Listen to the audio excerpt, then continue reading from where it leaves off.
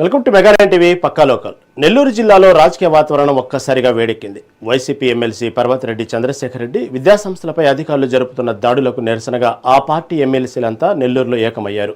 చంద్రశేఖర్ రెడ్డికి సానుభూతిగా ఏకంగా 21 మంది ఎమ్మెల్సీలు, మాజీ ఎమ్మెల్సీలు తరలివచ్చి భారీ ర్యాలీ నిర్వహించారు. డిఎస్సీలో అవినీతి జరిగిందని తాము ప్రశ్నిస్తున్నందుకే ప్రభుత్వం కక్ష సాధింపు చర్యలకు దిగుతుందని మండిపడ్డారు. డిఎస్సీ వ్యవహారంపై సిబిఐ విచారణ జరిపించే వరకు తమ పోరాటం ఆగదని స్పష్టం చేశారు. నెల్లూరు జిల్లా చరిత్రలో ఒకేసారి 21 మంది ఎమ్మెల్సీలు ఇలా తరలి రావడం ఇదే తొలిసారి.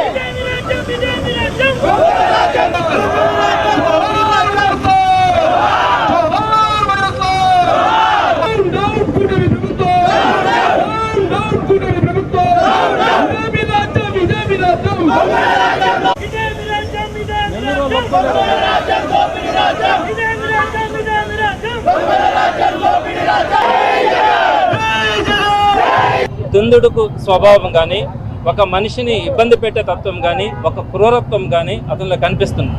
ఇలాంటి పరిస్థితుల్లో మనం ప్రశ్నించేటప్పుడు వీరు ఇబ్బంది పెట్టడానికి కూడా ప్రయత్నిస్తారని కూడా అర్థమైంది. అయినప్పటికీ కూడా నేను ఆ రోజు చెప్తున్నాను, ఈ రోజు చెప్తున్నాను, ఏ ఒక్కటి కూడా అబద్ధం చెప్పలా, ఏ ఒక్కటి కూడా సాక్ష్యాలు లేకుండా చెప్పలా, అన్నింటినీ కూడా సాక్ష్యాలతో సహా ప్రూవ్ చేయడం కూడా జరిగింది. మీరు ఇలాంటి బెదిరింపులు బెదిరిస్తే ఏ ఒక్క వైఎస్ఆర్సీపీ నాయకుడు కూడా భయపడే పరిస్థితి కూడా ఉండదు, కార్యకర్త కూడా భయపడలేదు. మరి ఈరోజు ఈ సందర్భంగా జగన్మోహన్ రెడ్డి గారి ఆదేశాల మేరకు మేమంతా మాట్లాడుతూ ఉన్నాం.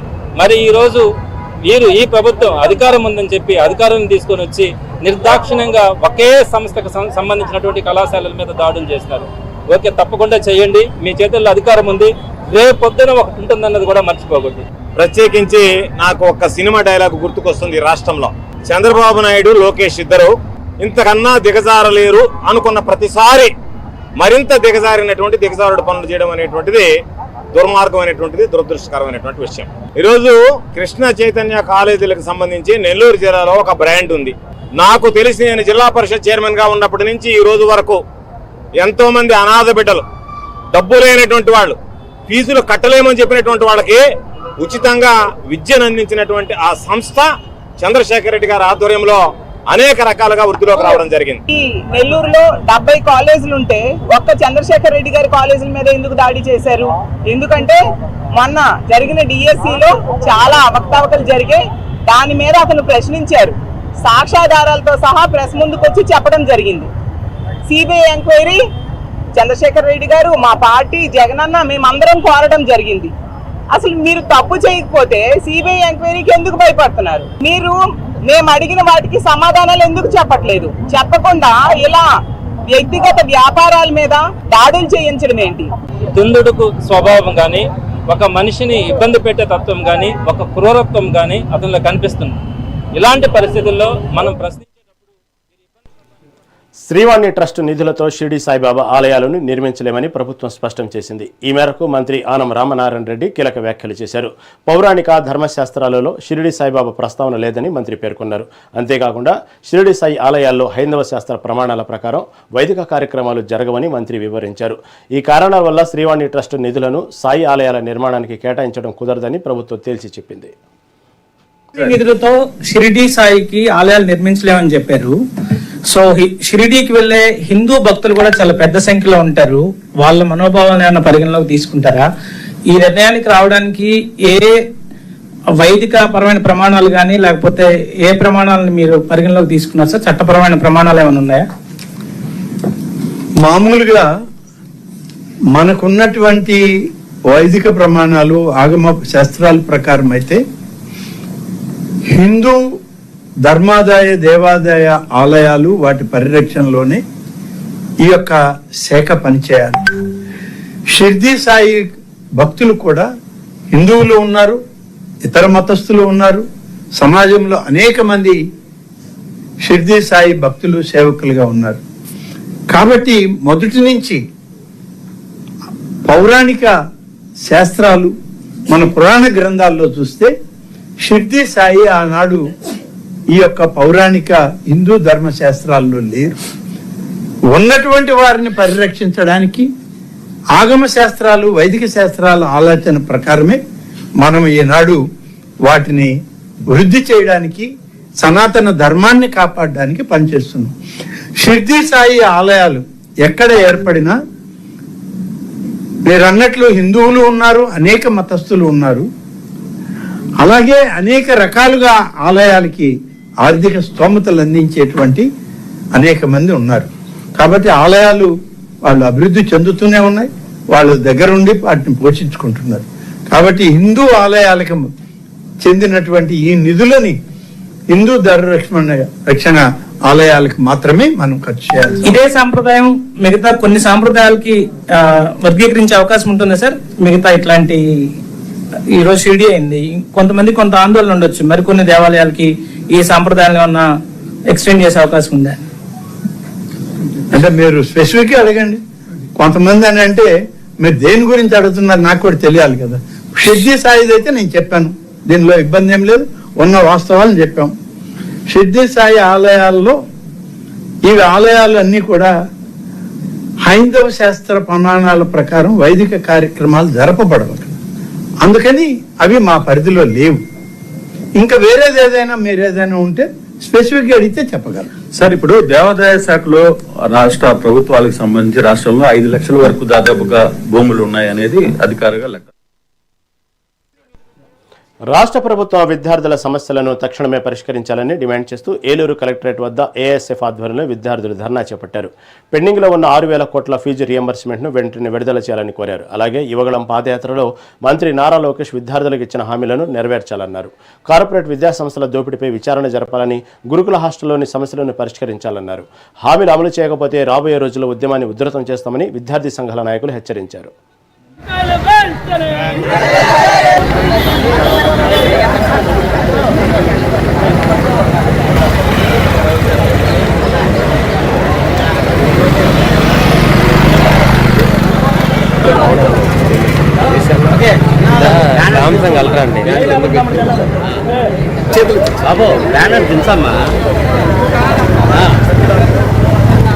పెండింగ్ లో ఉన్న 6,400 కోట్ల ఫీజు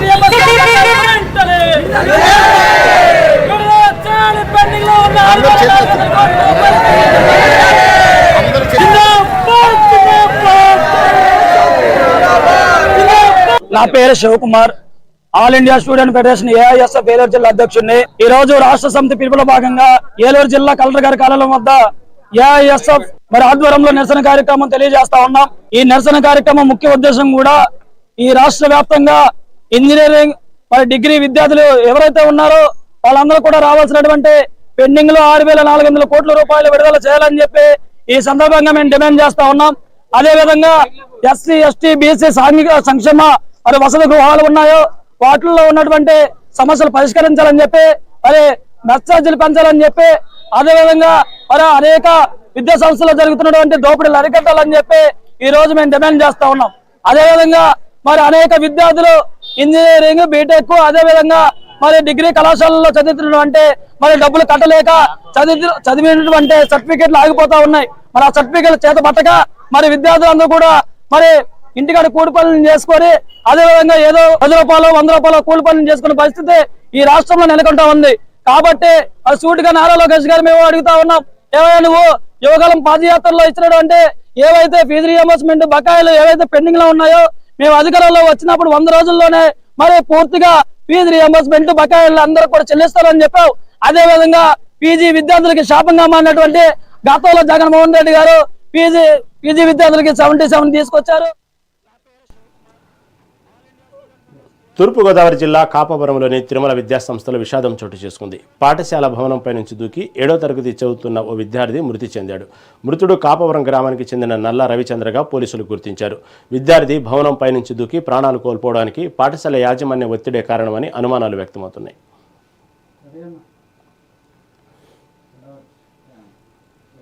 అనంతపురం జిల్లా రాయదుర్గంలో ఘోరం జరిగింది. టీడీపీ నేత భైరవాని తిప్ప ప్రాజెక్టు సాగునీటి సంఘం వైస్ చైర్మన్ బుడమేపల్లి సుభన్పై హత్యాయత్నం జరిగింది.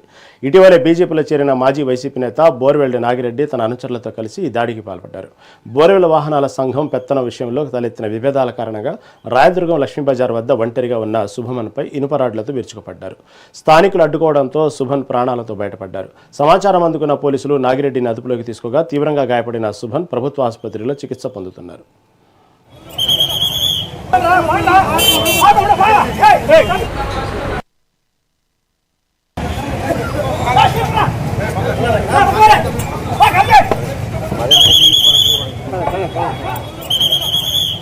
నేను నా కొడుకును సండే అని కొడుకుని మేకల్లో పిలుచుకొని బుడివేపల్లికి పోతాను. బ్రహ్మసరం మండపంకి బుడివేపల్లికి పోతున్నాను. నా తోటలన్నీ చూస్తూ ఉంటే నా కొడుకుని తీసుకొని పోదామని పోతా ఉంటే ఇంటి దగ్గర పోయి నా కొడుకుని పిలుచుకొని పోదామని పెట్రోల్ బంక్ దగ్గర పోతుంటే వాడు ఎక్కడికనే ఫోన్ చేసి నాగిరెడ్డి రావాలే, ఏం నాగిరెడ్డి ఇంట్లో మాడుతున్నావు అంటే ఏమేమి నువ్వు చెప్పినావు ఉంటావు నా కొడుకు అని ఉంటాంటారా వయసు మనసంగా మాట్లాడని చెప్పాను.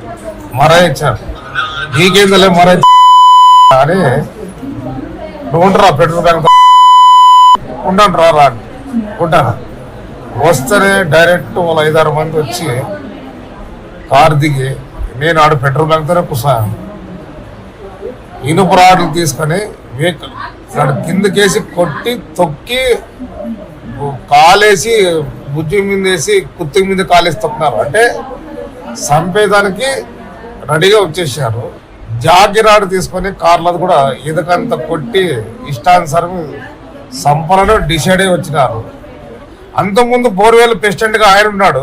ఈ మా గవర్నమెంట్ లో మేము ఉండాము, ఆయన గవర్నమెంట్ లో కూడా మేమేమి ఇబ్బంది పెట్టడానికి, మా గవర్నమెంట్ లో మేమైందరకు మాకు ఇబ్బంది పెడుతున్నారు. ఇది న్యాయమా అన్యాయం అనేది అది లోకం చూసిన సమాజం అనేది అర్థం చేసుకోవాలా. అంటే మేము మా చంద్రబాబు ఒకటే అంటాడు, కామ్గా ఉండాలా, గలాట్టు పోకూడదు, వాళ్ళు ఎన్ని చేసినా అంటాడు. కానీ మేము కట్టుబడి ఉండిందనికైనా ఈ మాకు శిక్ష అంటే మాకు ఒక్కసారి చంద్రబాబు సార్ ఒకసారి ఓకే అని చెప్పండి, మేము ఈ నెల చూస్తాం, ఆయన మాకు ఆర్డర్ వేయండి సార్, ఈ నెల పొలబెడతాం, మేము బజార్లో పొలబెడతాం. మాకి ఎంత రెచ్చిపోయి వాళ్ళు చేసినా మేము సమాజంలో మేము ఒక మానవత్వం మేము బతుకుతున్నాం. తిరుపతి సమీపంలోని అవిలాల భూ వివాదం సరికొత్త మలుపు తిరిగింది. ఈ వ్యవహారంలో మంత్రి అనగాని సత్యప్రసాద్, ఎమ్మెల్యే పులివర్తి నానిపై సోషల్ మీడియాలో జరుగుతున్న ప్రచారం పూర్తిగా అసత్యమని భూముల కొనుగోలుదారులు స్పష్టం చేశారు. బాధితురాలిగా చెప్పుకుంటున్న వనజాక్షి నకిలీ పత్రాల ఆధారంగా తప్పుడు ఆరోపణలు చేస్తుందని వారు మండిపడ్డారు. తాము అసలైన వారసుల నుంచి చట్టబద్ధంగా భూములను కొనుగోలు చేశామని, పూర్తి విచారణ తర్వాతే జేసీ ఆదేశాల మేరకు రెవెన్యూ రికార్డులో సవరణలు జరిగాయని వివరించారు. తమ వద్ద ఉన్న ఆర్టీఐ పత్రాలు, చట్టబద్ధమైన ఆధారాలను అధికారులుగా సమర్పించేందుకు సిద్ధంగా ఉన్నామని వెల్లడించారు. ఆమెకి సంబంధం లేకపోయినా రివిజన్ పిటిషన్లో పూర్తిగా ఇచ్చుండేది between the tahsildar Tirupati rural మండలం.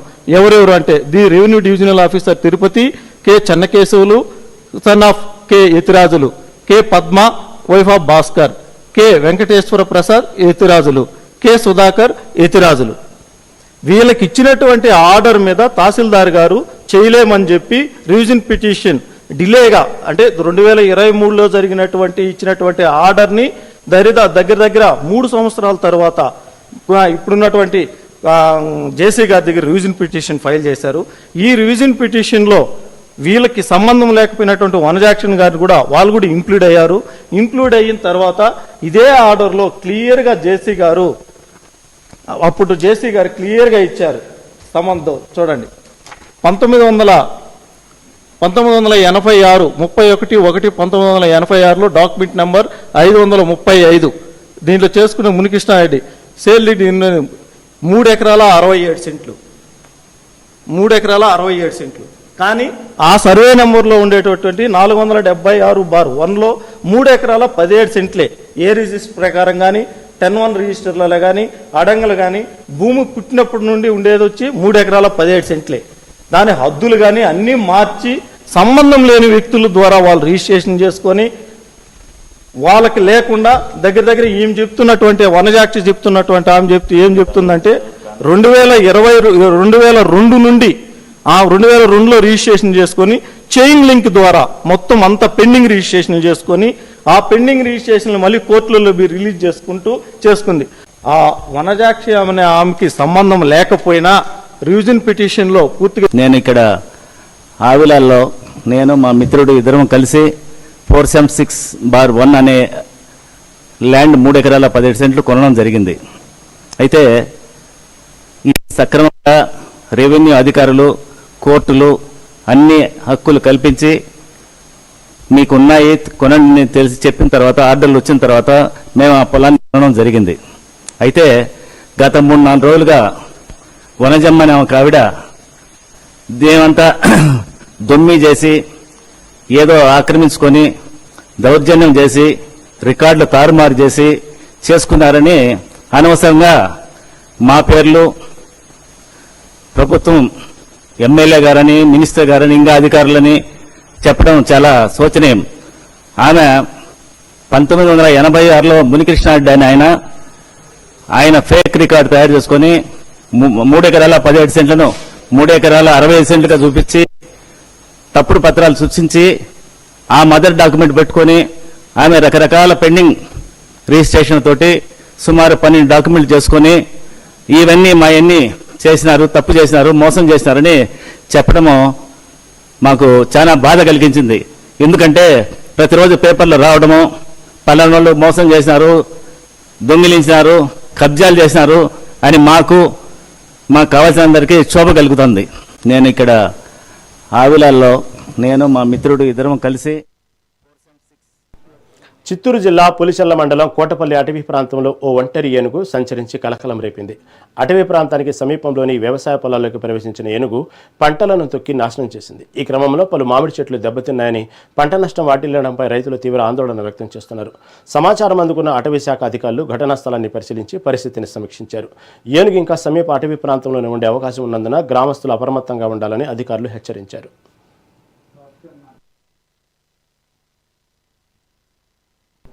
తిరుమల శ్రీ వెంకటేశ్వర స్వామివారిని ఇవాళ పలువురు ప్రముఖులు దర్శించుకున్నారు. నైవేద్య విరామ సమయంలో తెలంగాణకు చెందిన ఎమ్మెల్యే శంకరయ్య, మాజీ స్పీకర్ మధుసూదనాచారి, గోవా మాజీ సీఎం దిగంబర్ కామత్ కలియుగ దైవాన్ని దర్శించుకున్నారు. ఆలయ అధికారులు వీరికి దగ్గరుండి దర్శన ఏర్పాట్లు చేశారు. స్వామివారి దర్శనానంతరం రంగనాయకుల మండపంలో వేద పండితులు వీరికి ఆశీర్వచనం అందించగా అధికారులు స్వామివారి తీర్థ ప్రసాదాలను అందజేశారు.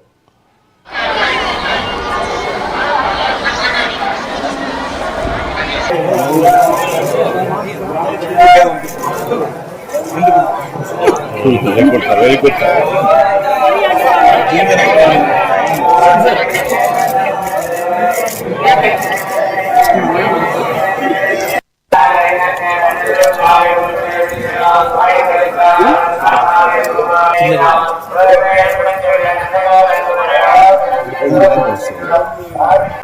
రాజకీయ ప్రసంగాలు చేయడం మరియు అభ్యంతరకరమైన రీల్స్ చేయడం, సామాజిక మాధ్యమాల్లో పోస్ట్ చేయడం నిషిద్ధం. అతిక్రమించిన ఎడల చట్టపరమైనటువంటి చర్యలు తీసుకోబడతాయి. ఓం నమో వెంకటేశాయ. பக்தர்களுக்கு அறிவிப்பு. திருமலையில் அரசியல் சார்ந்த உரைகள் நிகழ்த்துவது எதிர்ப்பு.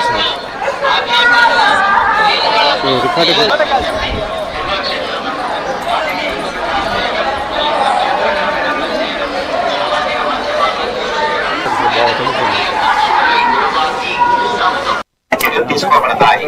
ఓం నమో వెంకటేశాయ. భక్తர்களுக்கு அறிவிப்பு. திருமலையில்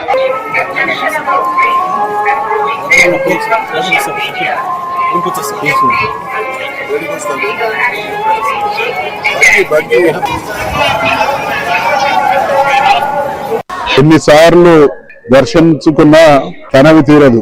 గడచిన 60 సంవత్సరాలుగా అనేక పర్యాయాలు స్వామివారిని దర్శించుకున్న ప్రతిసారి వారి అనుగ్రహాన్ని పొందడం ఈ ప్రాంత పవిత్రతకు, స్వామివారి ఆశీస్సులకు నిదర్శనం. ఈ 2 ఉభయ తెలుగు రాష్ట్రాల్లో భారతదేశంలోని ప్రజలు సుఖశాంతులతో వాళ్ళ జీవితాలను మిగతా ప్రపంచంతో చూస్తే విలువలతో ప్రశాంతమైనటువంటి జీవితం భారతీయులు గడపడానికి కారణం ప్రత్యక్ష దైవమైనటువంటి వెంకటేశ్వర స్వామి వారే. నిత్యం వినూతనంగా ఎన్నిసార్లు దర్శించుకున్నా ఇప్పుడు 10 నిమిషాల కింద స్వామివారి దర్శనం చేసుకోవడం జరిగింది. గేటు దాటి బయటకు వచ్చినా మళ్ళీ మనసు అంటున్నది ఎప్పుడు వస్తావు అని. అది వెంకటేశ్వర స్వామి వారికి ఉన్నటువంటి ప్రత్యేకత. అందుకనే ప్రభుత్వాలు కూడా స్వామివారి ఖ్యాతిని ఇక్కడ భారతదేశానికో లేదా ఒక మనకు మాత్రమే పరిమితం కాకుండా ప్రపంచవ్యాప్తంగా యావత్ ప్రపంచంలో మొదటి దేవాలయం పర్యాటక ప్రాంతం ఏదైనా ఉన్నది అని అంటే అది తిరుపతి అనే విధంగా తీర్చిదిద్దాల్సినటువంటి బాధ్యత రాష్ట్ర కేంద్ర ప్రభుత్వాల మీద ఉన్నది. ఆరాధ దైవం శ్రీ ఏడుకొండలవాడ వెంకటేశ్వర స్వామి భక్తి శ్రద్ధలతో దర్శించుకోవడం జరిగింది. చిన్నప్పటి సంది మేము అపారమైన భక్తి శ్రీ వెంకటేశ్వర స్వామి అంటే ఈరోజు మేము షాద్నగర్ ఎమ్మెల్యేగా ఇక్కడ రావడం జరిగింది. మంచి దర్శనం చేసుకోవడం జరిగింది. నాతో పాటు మా బంధుమిత్రులు కూడా రావడం జరిగింది. ఇవాళ వెంకటేశ్వర స్వామి సన్నిధిలో ఈ ప్రభుత్వం కానీ పాలకవర్గం కానీ మంచి సౌకర్యాలు చేయడం జరిగింది. భక్తులకి ఎలాంటి అసౌకర్యాలు జరిగే పరిస్థితి లేదు. చాలా మంచి చక్కటి ఏర్పాటు చేసింది. తిరుపతి జిల్లా ఉడుమవారిపల్లె వద్ద రోడ్డు ప్రమాదం చోటు చేసుకుంది. కడప డిపోకు చెందిన ఆర్టీసీ బస్సు లారీ పరస్పరం ఢీకొనడంతో 9 నెలల బాలుడితో పాటు ఒక యువతి ప్రాణాలు కోల్పోయారు. కడప వైపు వస్తున్న ఈ బస్సులో ప్రమాద సమయంలో సుమారు 37 మంది ప్రయాణికులు ఉండగా వారిలో 17 మందికి తీవ్ర గాయాలయ్యాయి. పోలీసులు వెంటనే స్పందించి గాయపడిన వారందరినీ చికిత్స నిమిత్తం కడప, తిరుపతి ఆసుపత్రులకు తరలించారు. ఈ ప్రమాదంపై రవాణా శాఖ మంత్రి తీవ్ర దిగ్భ్రాంతి వ్యక్తం చేశారు. ఇలాంటి ఘటనలు పునరావృతం కాకుండా తగిన జాగ్రత్తలు తీసుకోవాలని అధికారులను ఆదేశించారు.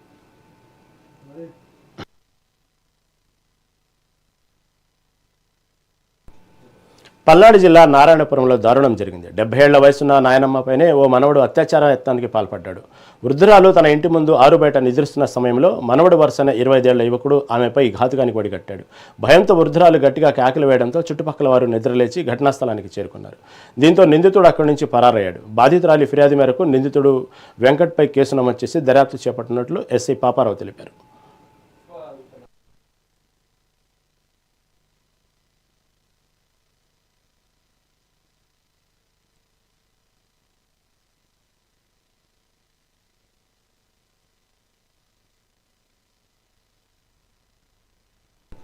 టీటీడీ మాజీ చైర్మన్ భూమన కరుణాకర్ త్వరలోనే అరెస్టు కావడం ఖాయమన్నారు ఎమ్మెల్యే శ్రీనివాసులు. తిరుపతిలో భూమన కుటుంబం కోట్ల రూపాయల ప్రజాధనాన్ని దోచుకుందని, నగరాన్ని గంజాయి కేంద్రంగా మార్చి యువతను తప్పుదోవ పట్టించారని ఆరోపించారు. భూమనకు సంబంధించిన టీడీఆర్ బాండ్ల కుంభకోణం త్వరలోనే బయటపడుతుందన్నారు. కాపులను వెన్నుపోటు పొడిచింది వైసీపీనని విమర్శిస్తూ కూటమి ప్రభుత్వం కాపుల సంక్షేమానికి కట్టుబడి ఉందని స్పష్టం చేశారు. వైసీపీ నేతలు అధికారం ఉన్నప్పుడు ఒకలా, కోల్పోయిన తర్వాత మరోలా మాట్లాడుతున్నారని శ్రీనివాసులు మండిపడ్డారు.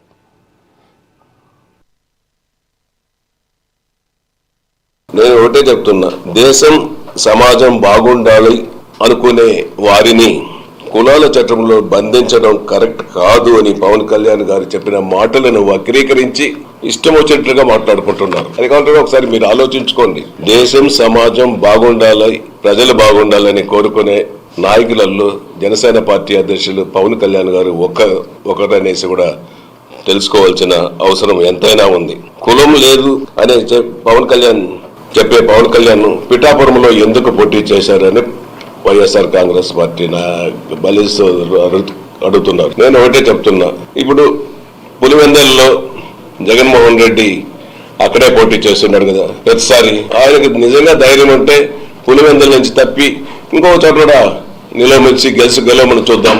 ఎందుకు పులివెందుల్లోనే కంటెస్ట్ చేస్తున్నాడు, అది ఎందుకు వీళ్ళు అడగకూడదు అనేసి కూడా నేను వాళ్ళని సూటిగా ప్రశ్నిస్తున్నా. కోనసీమలో కాపుల ఇళ్లపై దాడులు చేసినప్పుడు, రాళ్లు వేసినప్పుడు వైసీపీ నాయకులు ఎందుకు అడ్డుకోలేదు, వైసీపీలో ఉన్న నాయకులు, కాపు నాయకులు ఎందుకు అడ్డుకోలేదనేది కూడా ఇంకోసారి కూడా వాళ్ళని అడుగుతున్నా.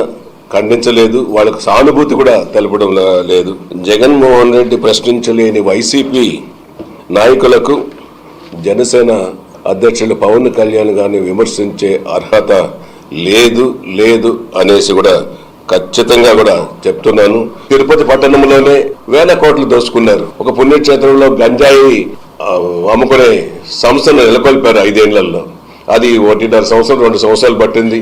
అవుట్ పోస్టులు పెట్టి, పోలీసులు పెట్టి, పవన్ కళ్యాణ్ గారు ఒక పక్క, ముఖ్యమంత్రి గారు ఒక పక్క దాన్ని నిర్మూలించడానికి సర్వశక్తుల చేసి దాదాపు కంట్రోల్కి వచ్చే పరిస్థితి ఇప్పుడు ఉంది. ఇటువంటి మంచి కార్యక్రమాలు చేసేదానికి చేస్తుంటే ఏదో ఒకటి చేయాలి. రాష్ట్రాన్ని అల్లరి పాలు చేయాలి, అల్లరి సృష్టించాలి, విభేదాలు సృష్టించాలి అని చేసే కుట్రలు తప్ప ఇంకా వేరే లేదు. నేను ఒకటే చెప్తున్నా, దేశం సమాజం బాగుండాలి అనుకునే వారిని కులాల చట్టంలో బంధించడం కరెక్ట్ కాదు అని పవన్ కళ్యాణ్ గారు చెప్పిన మాటలను వక్రీకరించి ఇష్టమొచ్చినట్లుగా మాట్లాడుకుంటున్నారు. మొహరం అగ్నిగుండాల కోసం పచ్చని చెట్లను నరికితే కఠిన చర్యలు తప్పవని Kalyanadurgam forest range officer Ramachandrarao హెచ్చరించారు. పండుగ నిర్వహణలో కేవలం ఎండిపోయిన కట్టెలు కొమ్మలను మాత్రమే వినియోగించాలని సూచించారు. పచ్చని చెట్లను నరకడం పర్యావరణానికి నష్టమని, ఇది అటవీ చట్టాల ప్రకారం శిక్షార్హమైన నేరమని తెలిపారు. కలెక్టరు, అటవీ శాఖ అధికారి ఆదేశాల మేరకు ప్రత్యేక బృందాలతో నిరంతర నిఘా ఏర్పాట్లు చేసినట్లు వెల్లడించారు. అందరికీ నమస్కారం. నా పేరు Ramachandru, Kalyanadurgam forest range officer. రాబోయే రోజుల్లో మనం ఈ మొహరం పండుగ అనేది జరుపుకోబోతున్నాము. ఈ మొహరం పండుగ సందర్భంగా పచ్చని చెట్లు నరికివేత అనేది అక్కడక్కడ జరుగుతుందని చెప్పేసి మా దృష్టికి వచ్చింది. దీనిపైన మీకు మేము విజ్ఞప్తి, అటవీ శాఖ తరఫున మేము విజ్ఞప్తి చేసుకుంటున్నాము.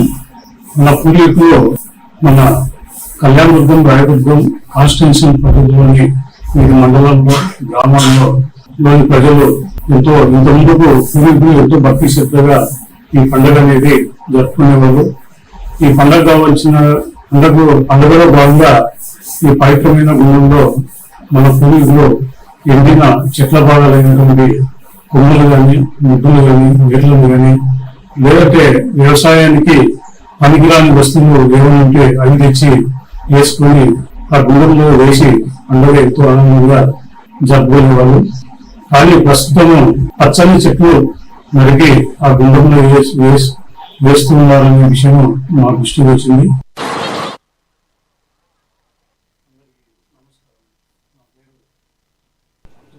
పల్నాడు జిల్లాలో రోడ్డు ప్రమాదం చోటు చేసుకుంది. శావేలపురం మండలం గంటావారిపాలెం వద్ద ఉన్న రైల్వే అండర్ బ్రిడ్జ్ సమీపంలోని ఓ ఆటోను లారీ ఢీకొట్టింది. ప్రమాదంలో 2 అక్కడికక్కడే మృతి చెందగా మరో 7 తీవ్రంగా గాయపడ్డారు. మృతులను వేల్పూరు గ్రామానికి చెందిన సుబ్బాయమ్మ, ఏడుగొండలుగా స్థానికులు గుర్తించారు. ప్రమాద తీవ్రతకు ఆటో పూర్తిగా ధ్వంసమైంది. గమనించిన స్థానికులు వెంటనే స్పందించి క్షతగాత్రులను చికిత్స నిమిత్తం ఆసుపత్రికి తరలించారు. ఘటనపై పోలీసులు కేసు నమోదు చేసి దర్యాప్తు చేపట్టారు.